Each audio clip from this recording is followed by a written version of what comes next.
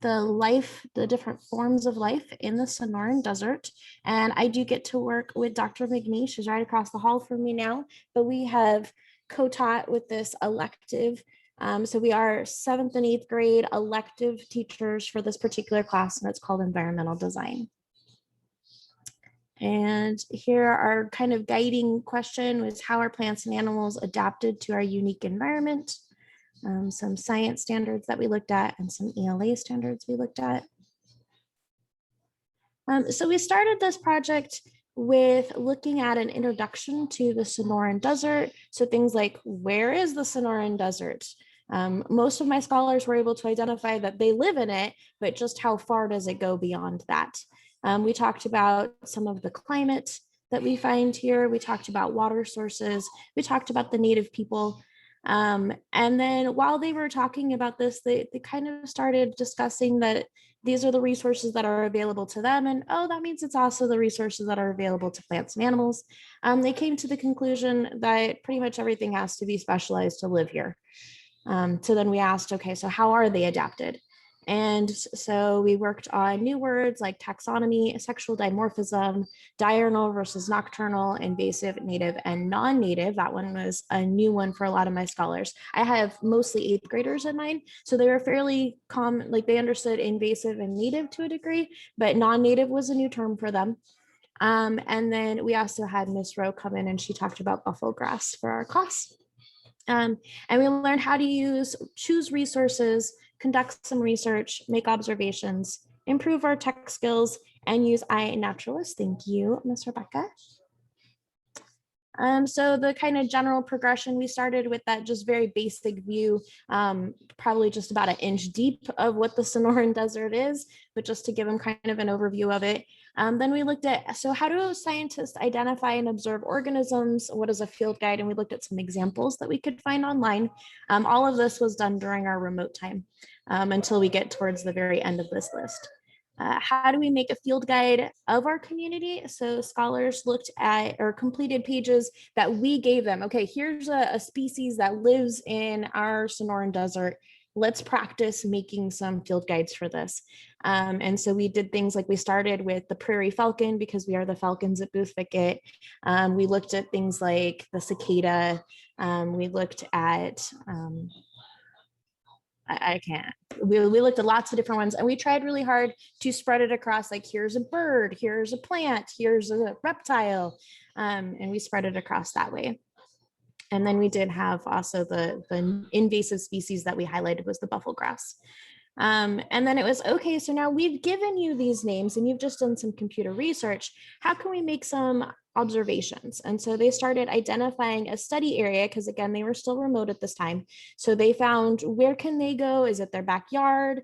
Is it a park? What is it that they can go and make some observations of a natural area? And so then we use things like Google Earth, and then they diagrammed some of their spaces.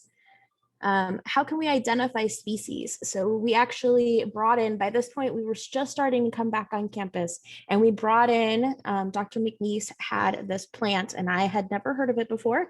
And so I got to be right along there with the scholars, but we brought it in, and I either held it in front of my camera because we're remote and on campus. So for my remote classes, I held it up in front of the camera. And for my kids on campus, I walked around the classroom so they could see what it looked like. And then they had to try to figure out how to identify it. So we had a lot of looking up pictures online and, well, it kind of looks like this, but not quite. And well, and we also showed them a picture of what it looks like as an adult plant because we had a small version of it. So that they could wait, but that doesn't look like the grown-ups, so that doesn't match. And then then the scholars were allowed to go out into their own environment and like their own study area and pick an organism that they could see out there and fill out their own field guides. We are currently looking into having their field guides, their completed digital field guides, because right now they are just saved onto their teams, but getting those printed and then sharing them sharing them via Zoom with the K-5 scholars that we have on our campus. So this kind of started a little bit with, we just finished up a solar energy unit where they were making solar ovens and learning how different cultures can use solar energy and benefit from it. And so they're like, wow, they're really harnessing the sun. We have a lot of sun here. What else could we do? What other adaptations do we have? So that's kind of like where it originally started from a little bit. For their voice, they were allowed to choose some of the species. Again, we did provide some, and then they got to pick their own towards the end. They figured out which resources were valuable resources to look at and which ones, no, that's not a viable source. And then they were eventually able to pick their own study area and work from there. They were also invited to use their own artistic talent and draw some of the species, but most of them just copy and pasted images they found online. So one of the most important revisions that I experienced through this process really had to deal with time. I felt like we were moving a really nice click and things were going great. And then my scholars were like, slow down. We need more time to actually do this. And so they were expressing being overwhelmed and stressed out.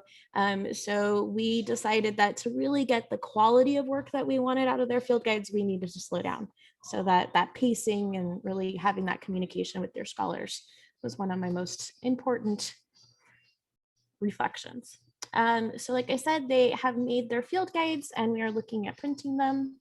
So here are some examples. Here's one where a scholar actually did try to draw the creosote bush, and they filled out their information. The creosote was one that we gave to the scholars, but she also had one in her backyard, so she went and observed it herself. Here, this is one that they got to pick. So they were really excited about Gila monsters. That was very popular in my class. This was the plant that Dr. McNeese had brought in for us to share with the kids. And she brought me this little tiny baby one. I was like, so what, is that like a baby saguaro? What is that? I had never seen it before. And there's a couple that look very similar if you just look at images online. So it was a little tricky to direct the kids to what it actually was. And then this one, I had a student who went hiking with her family. So her study area, she kind of expanded it because she got to go one weekend to expand it.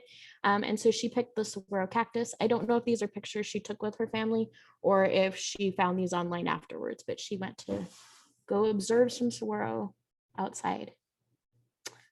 Things I learned, not all scholars have a safe place at home to go outside and make observations. That was heartbreaking to learn that, it's like, okay, I understand you don't all have backyards, but like maybe the community area in your apartments or maybe a park, and a lot of them really expressed, I don't have a space. But once we came back on campus, they were able to at least use the schoolyard. They really didn't want to consider everyday organisms like ants as worthy of observations. Like, well, yeah, but it's just an ant. Even though, things like ants, Palo Verde trees, those were really important. And I found it interesting that the scholars that recently moved to Tucson or like just within the last year were much more willing to jump in and go, oh, but I've never seen a tree that has green bark before. This is kind of cool. So it was interesting to have that conversation with them. And all of my scholars could share a time when they had some special interaction with wildlife. Most of them, talked about javelina walking through their yard, or this one time they saw a coyote or whatever it was, but they could all have some connection to that. Things for next time, if we're on campus, take the scholars on field trips, even if they're just around campus more, just getting them outside and getting to do that more because they don't necessarily get to do it at home. And then bring in more organisms for scholars to identify. They really enjoyed the one with the Mexican fence post, and I wish I had had more little organisms to bring in and let them practice with that. And then really tying in more, how do we benefit from having this diverse population of organisms around us? Because we didn't really bring that piece home yet. And I think that is it. Dr. McNeese, did you have anything you wanted to add to it since you were my counterpart? I think one of the things that my scholars enjoyed the most was actually sharing the organisms that they had identified in their study areas and the process that they went through in order to figure out which organism it was.